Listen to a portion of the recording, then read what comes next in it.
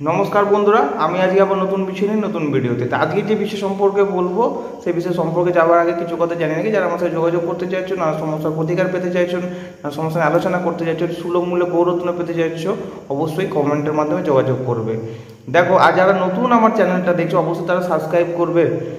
আচ্ছা, আজকে যে বিষয়টা বলবো, দেখো একদিন পরে হচ্ছে শিবরাত্রি। এই শিবরাত্রিতে তোমরা কি অর্পণ করলে নিজের উন্নতি সাধন করতে পারবে।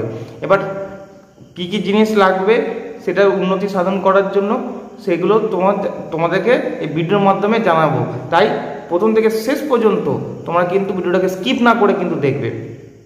তো আজকের বিষয়, রাশি অনুযায়ী কি অর্পণ করলে শিবরাত্রিতে নিজের উন্নতি করতে পারবে। প্রথমে আসি মেষ রাশি।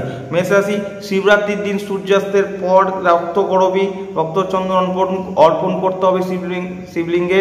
আর সাধ্য মতো রাস্তার কুকুরকে খেতে দিতে হবে। বৃষ রাশি, শ্বেত চন্দন আর 21টা বেলপাতাতে চন্দন দিয়ে নমঃ শিবায় লিখে অর্পণ করতে হবে। মিথুন রাশি, 7টা সাদা ফুল অর্পণ করতে হবে। কর্কট রাশি, গরুর কাঁচা দুধ অর্পণ করতে হবে আর গোমাতাকে সেবা করতে হবে। সিংহ রাশি, শ্বেত চন্দন গঙ্গাজল 3টে ধুতরার ফল আর 3টে আকন্দ ফুলের মালা অর্পণ করতে হবে। কন্যা রাশি, সন্ধ্যার পর 21টা বেলপাতা অর্পণ করতে হবে আর পরের দিন 3জন দরিদ্র ব্যক্তিকে ভোজন করাতে হবে দক্ষিণা সহ। তুলা রাশি, 7টা সুগন্ধযুক্ত সাদা ফুল অর্পণ করতে হবে আর গোমাতাকে সবুজ ঘাস বা সবুজ সবজি খেতে দিতে হবে। বৃশ্চিক রাশি, রক্তচন্দন 7টা লাল ফুল, 7টা লাল ফুলের মধ্যে রক্তকরবী বা লাল গাঁদা ফুল অর্পণ করতে হবে।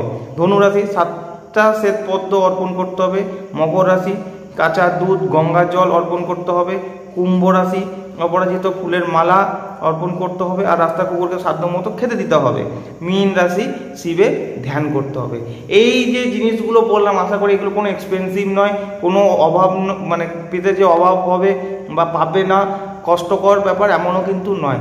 তো যাই হোক, তোমরা অবশ্যই কিনে এই কাজটা করে দেখো, অবশ্যই কিন্তু লাভ পাবে। আজকের মতো এই পর্যন্তই, দেখা হচ্ছে নতুন ভিডিওতে নতুন বিষয়ের সাথে। নমস্কার।